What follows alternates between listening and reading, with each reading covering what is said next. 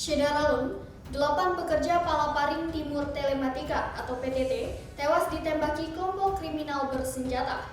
Para korban ditembaki KKB saat melakukan perbaikan tower BTS 3 di Kabupaten Puncak, Papua. Berikut informasi selengkapnya.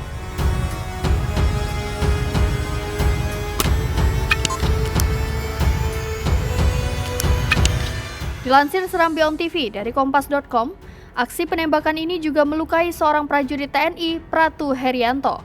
Korban kini tengah menjalani perawatan di RSUD Mimika. Polisi tengah mendalami kelompok yang melakukan penyerangan terhadap para pekerja ini. Polres Puncak membentuk tim untuk mengevakuasi ke-8 korban dan 1 karyawan yang selamat. Menurut pengakuan korban yang selamat, sejumlah pekerja yang tengah mengerjakan tower PTT di Distrik Mulia, Kabupaten Puncak Jaya, Papua, diserang oleh kelompok kriminal bersenjata atau KKB pada Rabu 3 Maret 2022. Melihat rekan-rekannya sudah tidak bernyawa sekitar pukul 13 waktu Indonesia Timur, NS meminta bantuan penyelamatan melalui CCTV Tower BTS 3. Rekaman CCTV tersebut kemudian termonitor di CCTV PTT Pusat di Jakarta.